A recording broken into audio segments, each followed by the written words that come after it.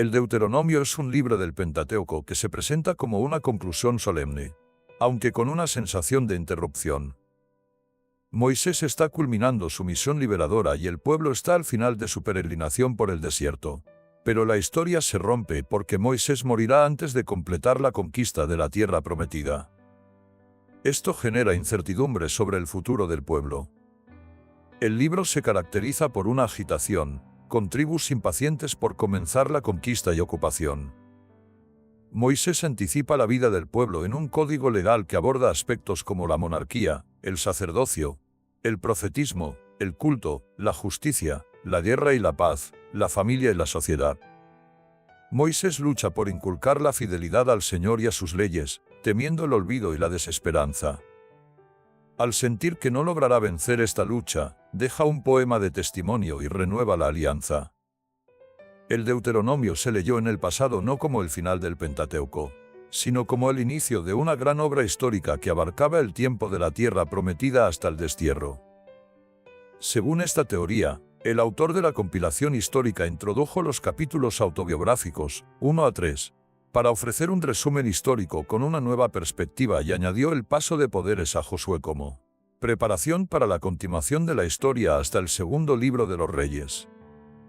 En esta perspectiva, el Deuteronomio era un código de alianza que organizaba la vida en la tierra, previendo la lealtad e infidelidad del pueblo y justificando el castigo divino. La alianza en Moab adquiere una importancia capital, empalmando con la del Sinaí, pero asignando solo el decálogo como ley promulgada. El resto de la ley es escuchada solo por Moisés y promulgada antes de su muerte. Las instituciones y la legislación del Deuteronomio acompañan al lector como un recordatorio de lo que pudo ser, y no fue, pero que puede volver a ser si el pueblo se convierte. El libro se convierte en un punto de partida que coloca toda la historia subsiguiente bajo el signo de la libertad, responsable ante Dios. El libro también se percibe como un homenaje a la personalidad de Moisés. El Deuteronomio existía previamente, aunque no íntegro, desde 4,44 hasta el final del capítulo 28. Tiene la forma de un código legal con discursos parenéticos, bendiciones y maldiciones. Las justificaciones históricas de 4,45 y 5,6, las alusiones históricas de 6 a 11 y las indicaciones rituales del capítulo 27 le confieren la forma de un protocolo de alianza. Dios eligió al pueblo por amor, le regalará una tierra y le exige una tarea. Si el pueblo cumple la tarea, obtendrá beneficios y la convivencia con Dios, pero si no cumple, será castigado, aunque llamado a la conversión. La tarea no es solo cultica, sino de justicia social y amor fraterno. Primer discurso de Moisés, introducción histórica. Moisés recuerda las palabras que dijo a Israel al otro lado del Jordán. Se narra la orden de dirigirse a las montañas amorreas y al territorio cananeo. Dios promete la tierra a sus padres y a su descendencia. Moisés reconoce que no puede encargarse solo del pueblo y pide que se elijan jueces. Estos jueces deben ser hábiles, prudentes y expertos. Moisés nombra jefes de 1000, de 100, de 50 y de 10, además de escribas para las tribus. Los jueces deben escuchar y resolver según justicia los pleitos entre hermanos y emigrantes, sin ser parciales ni dejarse intimidar. Si una causa es demasiado ardua, deben remitirla a Moisés. Los redactores ponen en boca de Moisés una síntesis histórica que recuerda los momentos importantes desde la salida de Horeb hasta la llegada a Moab. Se describen los confines del territorio prometido, que son ideales y que Israel solo logró en tiempos de David. Moisés alude al momento en que decide organizar al pueblo con jueces que lo ayuden. Las funciones de los jueces se explicitan con mayor claridad que en Éxodo y Números. Esto se debe a que el discurso se basa en las experiencias vividas en la tierra prometida. Los redactores utilizan el recurso de poner al auditorio, que ya tiene más de 5 siglos de historia, a escuchar del mismo Moisés el camino que el pueblo debía haber tomado. El recurso al pasado permite a Israel, dividido entre los desterrados a Babilonia y los que no, soñar con la reconstitución del pueblo. Los deuteronomistas fundamentan la reconstrucción en la escucha y obediencia a la palabra de Dios y la práctica de la justicia. La corriente sacerdotal, en cambio, busca la santidad basada en el culto perfecto. Moisés recuerda el envío de espías a territorio cananeo. El pueblo se rebela contra la orden del Señor y se niega a subir a la tierra prometida, mostrando desconfianza y murmurando contra Dios. La reacción de Dios es negar a esa generación el ingreso a la tierra prometida, afectando también a Moisés. La derrota sufrida por el pueblo es un signo del fracaso cuando no se escucha obedientemente al Señor. Israel derrota a Ag, rey de Basán. Dios entrega a Ag y su ejército, así como su territorio, a Israel. Se conquistan 60 ciudades, además de muchos pueblos de campesinos. Se consagra al exterminio a todos los vecinos, incluyendo mujeres y niños, reservando como botín el ganado y despojos. Se conquistan los territorios de 2 reyes amorreos al otro lado del Jordán. Estas conquistas sirven como paradigma para el resto de la conquista. Moisés da instrucciones a Josué de no temer a los reinos que va a encontrar, porque el Señor luchará por ellos. Moisés expresa su deseo de pasar al otro lado del Jordán para ver la tierra prometida, pero no le es concedido. Exhortaciones de Moisés. Moisés insta a Israel a escuchar los mandatos y decretos para vivir y tomar posesión de la tierra. Se les pide no añadir ni suprimir nada a los mandatos del Señor. Se recuerda lo que el Señor hizo en Baal-Zebor, exterminando a los que se fueron con el ídolo. Se les enseña los mandatos para que los cumplan en la tierra donde van a entrar. La sabiduría y prudencia del pueblo ante los demás pueblos se basará en el cumplimiento de los mandatos. Se destaca la cercanía de Dios y la justicia de sus mandatos y decretos. Se advierte al pueblo que debe guardar en su memoria los sucesos que vieron sus ojos y contárselos a sus hijos y nietos. Se recuerda el día en que estuvieron ante el Señor en el monte Horeb, donde el Señor les habló desde el fuego y les comunicó la alianza y los 10 mandamientos. Dios grabó los mandamientos en 2 tablas de piedra.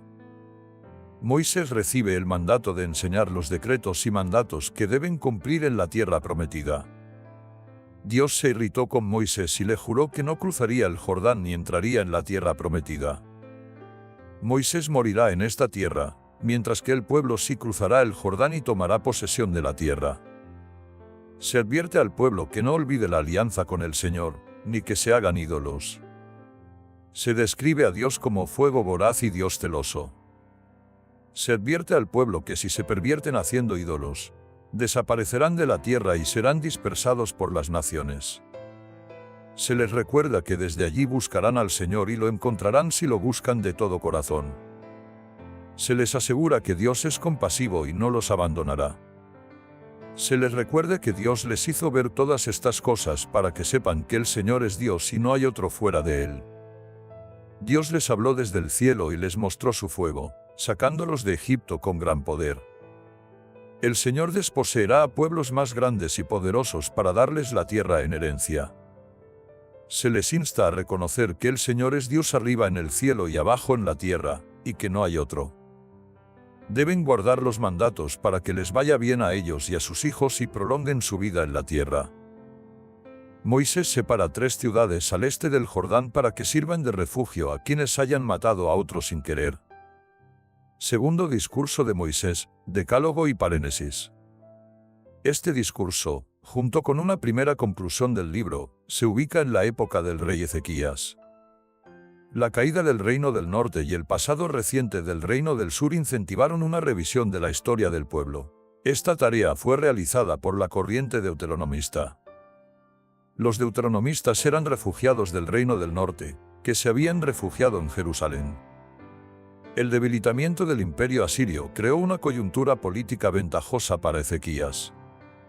Se revive el sueño de reconquistar los territorios de David. Los capítulos 5 a 11 se leen a la luz de estos antecedentes, con los siguientes ejes fundamentales: la teología de la corona o teología davídica, la figura de Moisés como máxima autoridad de la tradición del Éxodo y el nombre de Dios como autor y promulgador de la ley. La figura de Moisés es utilizada por la corriente deuteronomista como mediador y garante de la ley. Estos capítulos son la sustentación religiosa del proyecto de reforma político-religiosa de Ezequías. Se convoca al pueblo a renovar la alianza con el Señor. Se promulga la ley a los israelitas, recordando las normas y decretos propuestos por Moisés al salir de Egipto. Se recuerda la derrota de Sihón y Ad, reyes amorreos, y la conquista de su territorio. Se menciona la estepa al este del Jordán, desde Aroer hasta el monte Sirión y el Mar Muerto. Los 10 mandamientos se actualizan como un compromiso con las normas del Señor, una ley hecha con los que están vivos en ese momento. Se renueva la alianza con Dios, haciéndola actual. Se inicia con la autorrevelación de Dios como «Yo soy el Señor, tu Dios», destacando su identidad personal y su relación con el pueblo, recordando su liberación de Egipto. La respuesta del pueblo a este Dios liberador se fija en el Decálogo. El segundo mandamiento se refiere al uso del nombre de Dios, que no debe ser usado de manera abusiva, sino en reverencia. Los demás mandamientos giran en torno al ideal ético y moral del pueblo. El tercer mandamiento tiene un sentido de justicia social con uno mismo, con los demás y hasta con los animales de trabajo. La motivación del descanso sabático es la esclavitud en Egipto, un obstáculo para la realización de las personas y la comunidad. Los mandamientos son la base para construir una sociedad donde se respeta y se defiende la vida. Se enumeran los mandamientos: no matar, no cometer adulterio, no robar, no dar falso testimonio y no codiciar. Los mandamientos fueron pronunciados con voz potente desde el fuego y los nubarrones, grabados en 2 tablas de piedra y entregados a Moisés. El pueblo, al escuchar la voz desde las tinieblas, teme morir devorado por el fuego. Piden a Moisés que se acerque y escuche lo que el Señor tenga que decir y que luego Él les comunique todo. Dios escucha la petición del pueblo y les dice que tienen razón. Les pide que mantengan siempre esa actitud de respeto a sus preceptos, para que les vaya bien a ellos y a sus hijos. Moisés transmite al pueblo lo que el Señor manda. Insiste en que la guarda de los preceptos y normas garantiza una larga vida en la tierra prometida.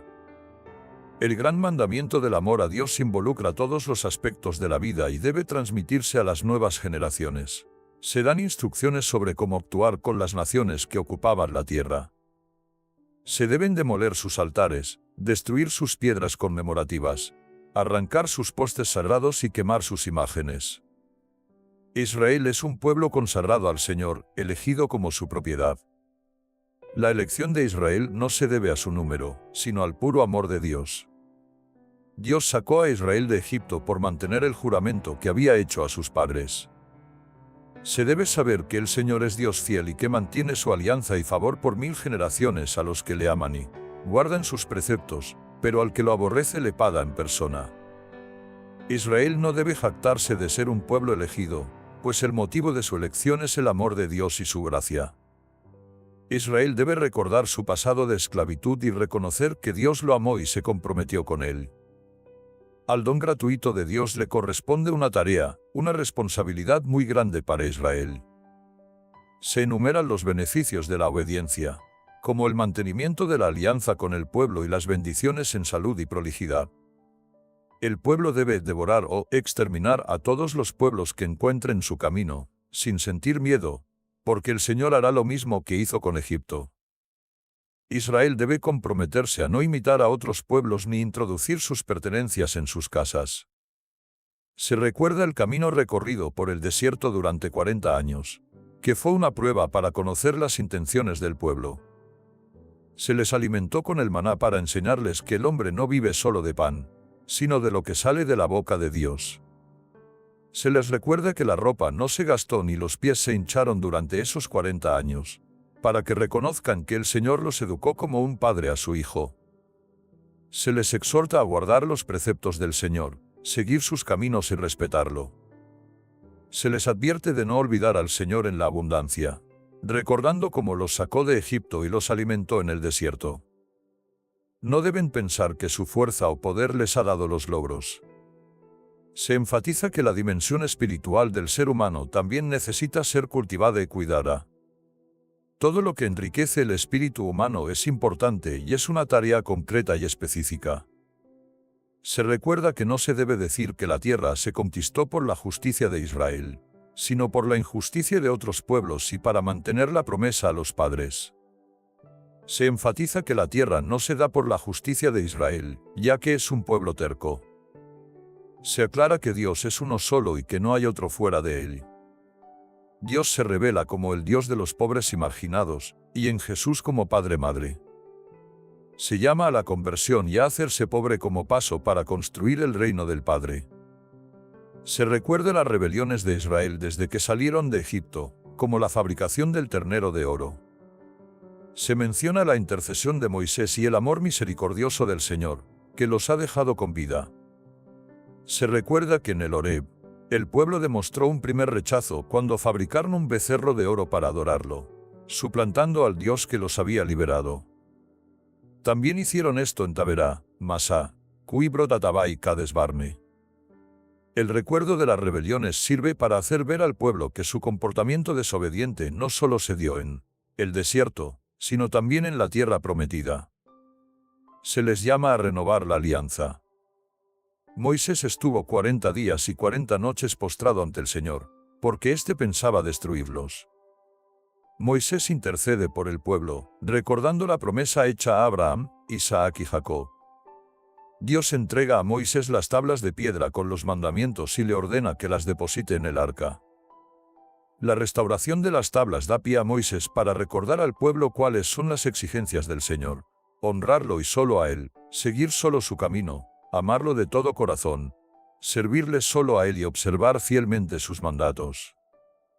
Se exhorta a Israel a que circuncide su corazón y ablande su cerviz. Se le recuerda que Dios es justo e imparcial, y que se ocupa de los más pobres. Por tanto, Israel tiene que aprender a amar y abrir la mano a los pobres. Se mencionan las hazañas y prodigios del Señor realizados contra Egipto. Se les recuerda que esos signos y prodigios fueron vistos por todo Israel. La acción salvífica de Dios permanece y continuará en la tierra que les dará, pero deben ser fieles y guardar sus mandatos. Se les insta a decidir a qué proyecto quieren servir, al proyecto de la vida o al proyecto de la muerte. Segundo discurso de Moisés, cuerpo legal. El Código Deuteronómico reúne leyes de épocas y redactores distintos. Se menciona que el libro de la ley encontrado en el templo en tiempos de Josías podría estar reflejado en él. Serán los mandatos y decretos que deben poner en práctica mientras vivan en la tierra que el Señor les dará.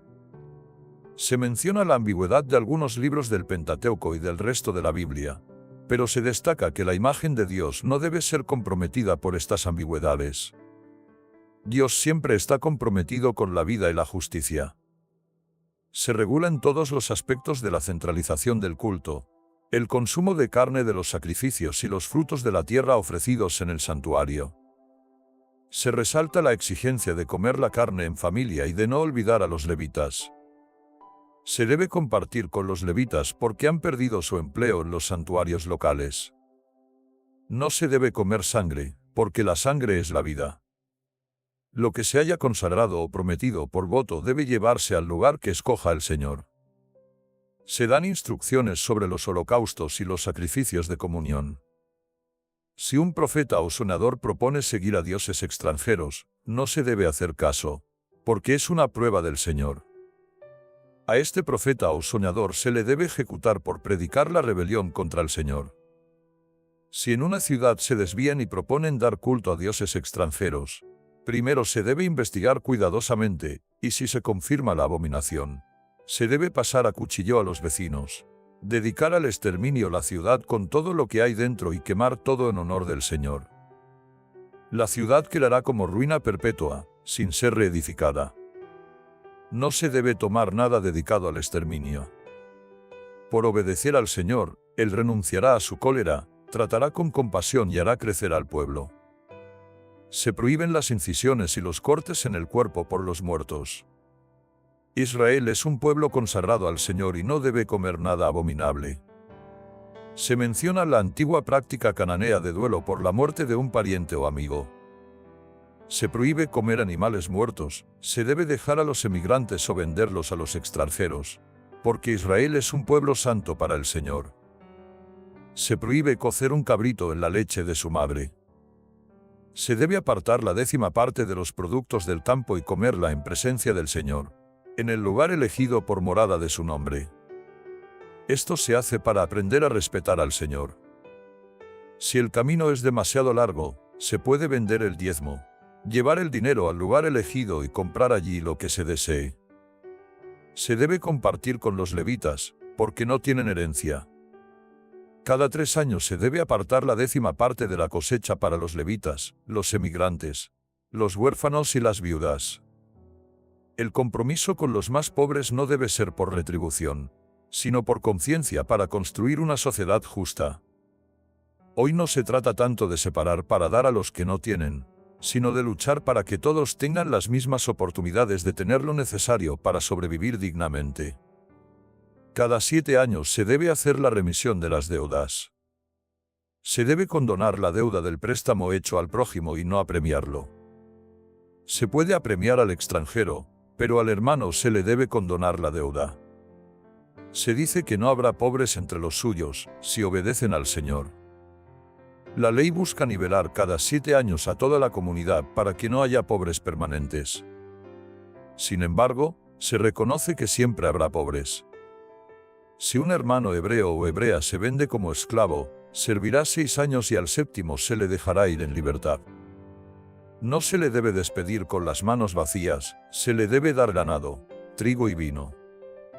Si el esclavo dice que no quiere irse porque se ha encariñado con su amo, se le perforará la oreja contra la puerta y será esclavo para siempre.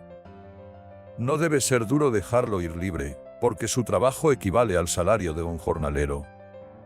Se debe consagrar al Señor todo primogénito macho del ganado. No se debe trabajar con el primogénito de las vacas ni esquilar el primogénito de las ovejas.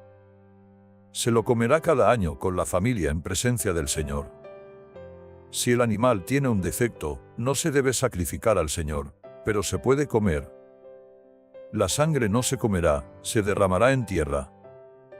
Se reconoce la propiedad absoluta de Dios sobre todo lo que existe. No hay justificación para acaparar los bienes de la creación ni dejar a otros sin nada. Se debe respetar el mes de abril, celebrando la Pascua del Señor. Como víctima pascual se inmolará una res mayor o menor en el lugar que el Señor elija. No se debe acompañar la comida con pan fermentado. Durante 7 días se comerá pan sin levadura, recordando la salida de Egipto. Durante 7 días no debe haber levadura en todo el territorio. La carne inmolada no puede quedar para el día siguiente. La víctima pascual solo puede ser sacrificada en el lugar elegido por el Señor. Se celebrará la fiesta en presencia del Señor, con hijos, esclavos, levitas, emigrantes, huérfanos y viudas. Se recuerda que fueron esclavos en Egipto y se les pide cumplir estos preceptos. Se contarán 7 semanas a partir de la cosecha y se celebrará la fiesta de las semanas en honor del Señor. Nadie será condenado a muerte por el testimonio de un solo testigo. Solo con el testimonio de 2 o 3 testigos se declarará la sentencia de muerte. La mano de los testigos será la primera en la ejecución y seguirá todo el pueblo. Si una causa es difícil de sentenciar, se debe acudir a los sacerdotes levitas y al juez, que comunicarán la sentencia. Se cumplirá su decisión sin apartarse a derecha ni a izquierda. El que no escuche al sacerdote, morirá. Se establece la importancia de la justicia en las instituciones y en las relaciones sociales, ya que sin ella se deterioran las instituciones y la vida humana pierde su valor. Se pone remedio a la corrupción de los jueces y al descuido de los débiles. Se establece que cuando Israel decida volver a sus orígenes, debe retomar estos compromisos de justicia. Se previene contra el culto a los astros, muy común entre los pueblos cananeos y mesopotámicos. La sentencia contra esta infracción es la lapidación del culpable. Dicha sentencia requiere el testimonio veraz de 2 o 3 testigos. Se debe acudir a instancias superiores cuando el caso no sea claro. Cuando se entre en la tierra y se quiera tener un rey como los pueblos vecinos, Se debe nombrar rey al que elija el Señor. El rey debe ser uno de los hermanos, no un extranjero. El rey no aumentará su caballería ni tendrá muchas mujeres, ni acumulará plata ni oro.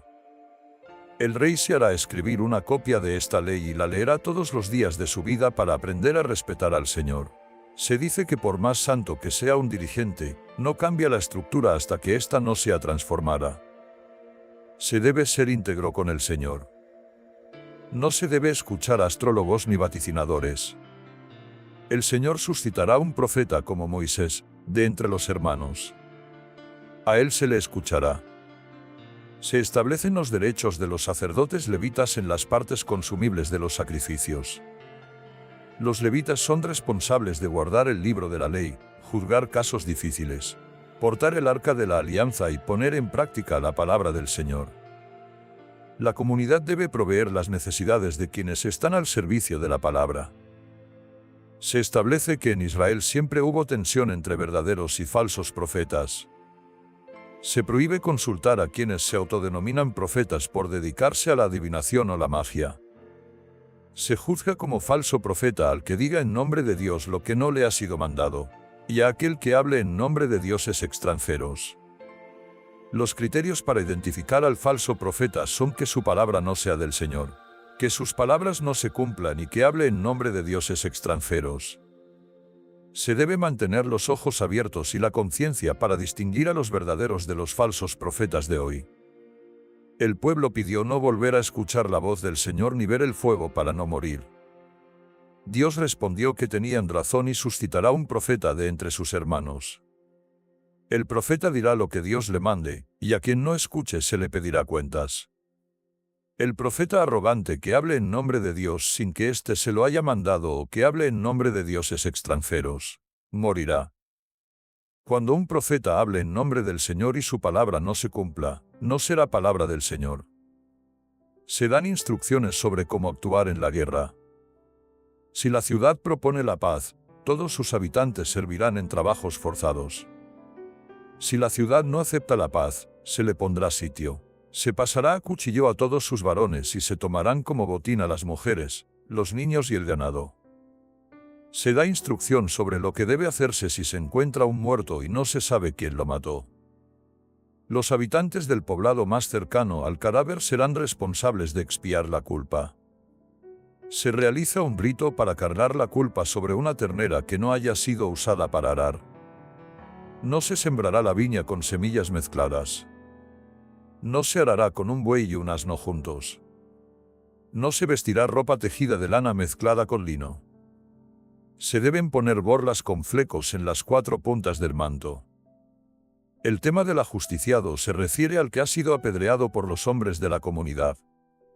Se colgará su cuerpo en un árbol a modo de escarmiento, pero su exhibición debe terminar al caer el día y debe ser sepultado ese mismo día. Se debe tener preocupación por la vida humana. Se busca mantener el equilibrio entre las personas, los animales, el medio ambiente y las demás cosas. Cada persona debe vivir y actuar como lo que es, cada animal y vegetal cumplir la función que le corresponde. Se trata de ser fiel y escuchar el proyecto de Dios. Se detalla qué se debe hacer si un hombre se casa con una mujer y luego la aborrece, calumniándola y difamándola por no ser virgen. Se deben presentar pruebas de virginidad ante los ancianos de la ciudad. Los descendientes de los amonitas y moabitas en la 3ª generación serán admitidos en la asamblea del Señor. Se dan instrucciones sobre la pureza del campamento cuando se está frente al enemigo. El que quede impuro por un derrame durante el sueño, debe salir del campamento y no volver hasta el atardecer. Se debe tener un lugar fuera del campamento para las necesidades. Se debe llevar una estaca para hacer un hoyo y tapar los excrementos. El campamento debe ser santo para que el Señor no vea nada vergonzoso. La santidad del lugar y del pueblo son importantes porque Dios anda por el campamento para darles la victoria. No se deben cargar intereses a los hermanos, pero sí a los extraños. Si se ofrece un voto al Señor, no se debe demorar su cumplimiento. Si se abstiene de hacer votos, no peca. Pero lo que se ha prometido se debe cumplir. Si se entra en la viña del prójimo, se puede comer hasta hartarse, pero no se debe meter nada en la canasta. Si se pasa por los sembradíos del prójimo, se puede recoger espigas con la mano, pero no se debe usar la hoz.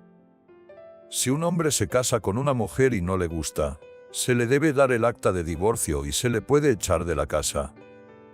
Si se vuelve a casar con otro y el segundo marido la aborrece o muere, el primer marido no podrá volver a casarse con ella. Si se olvida una lavilla en el campo, no se debe volver a recogerla, se debe dejar para el emigrante, el huérfano y la viuda. Cuando se sacudan los olivos, no se repasen las ramas, se deben dejar para el emigrante, el huérfano y la viuda. Cuando se recojan los racimos de la viña, no se rebusquen, deben dejarse para el emigrante, el huérfano y la viuda. Se recuerda que fueron esclavos en Egipto, por eso deben cumplir esta ley. Si dos hombres tienen un pleito, deben ir a juicio. Si el culpable merece una paliza, se le darán hasta 40 azotes, no más. No se le debe poner bozal al buey que trilla. Si dos hermanos viven juntos y uno muere sin hijos, la viuda se casará con su cuñado para darle descendencia y continuar el nombre del hermano muerto. Si el cuñado se niega, la cuñada lo denunciará a los ancianos y se le quitará una sandalia. Le escupirá en la cara y se le llamará la casa del sin sandalias. Se recuerda lo que hicieron los amalecitas en el camino, atacando por la espalda a los rezarados. Se debe borrar la memoria de los amalecitas. Se deben tomar las primicias de los frutos de la tierra y llevarlos al lugar que el Señor haya elegido. El sacerdote presentará las primicias ante el altar del Señor, y se recitará que el padre era un arameo errante y que Dios los sacó de Egipto. Se hará fiesta con los levitas y los emigrantes por los bienes recibidos del Señor. En el tercer año, se dará la 10ª parte de los frutos a los levitas, emigrantes, huérfanos y viudas. Se recitará ante el Señor que se ha cumplido el precepto y que no se ha olvidado nada. Se pedirá a Dios que bendiga a su pueblo y a la tierra. Hoy el Señor manda que se cumplan todos los mandatos y decretos con todo el corazón y toda el alma. Hoy el pueblo se compromete a aceptar al Señor como su Dios y a ir por sus caminos. El Señor se compromete a aceptar al pueblo como su propio pueblo y a elevarlo en gloria por encima de todas las naciones. Prescripciones rituales. Cierran el Código Deuteronómico algunas prescripciones rituales relacionadas con la presentación de las primicias y el reparto del diezmo. La presentación de las primicias va acompañada de la recitación personal de un credo antiguo de Israel. Los primeros frutos de la cosecha recuerdan el bienestar económico y la alegría de un territorio. El recuerdo de la opresión y esclavitud en Egipto es importante, así como la liberación por Dios. En libertad es posible ofrecer a Dios los frutos de la tierra y de una conciencia renovada. Se debe compartir al menos cada 3 años una parte de las cosechas con los levitas, los emigrantes, los huérfanos y las viudas. Termina el capítulo con el compromiso de la alianza, en el cual Israel se compromete a ser el pueblo de Dios y Dios se compromete a ser el Dios de Israel. El don más grande es ser consciente de que Dios se haya fijado en un pueblo insignificante. Maldiciones. Se manda guardar todos los preceptos dados. Se resume que se maldice a quien no mantenga los artículos de la ley. Se menciona que Jesús liberó de esa maldición a quienes escuchan la buena noticia de la libertad. Si se escucha la voz del Señor, vendrán bendiciones, si no, maldiciones. Los enemigos vendrán por un camino, pero huirán por 7. El Señor enviará bendición en los graneros y en todas las empresas. El Señor los nombrará pueblos santos si guardan sus preceptos. Todos los pueblos de la tierra verán que el nombre del Señor se ha invocado sobre ellos y los temerán. El Señor enriquecerá el fruto de su vientre, de su ganado y de su suelo. Se asume que caminar en contra del proyecto de vida que Dios propone trae como consecuencia la deshumanización y la pérdida del sentido de la vida. Se exhorta a analizar las situaciones a la luz del compromiso cristiano de vivir según el querer de Dios, manifestado en Jesús.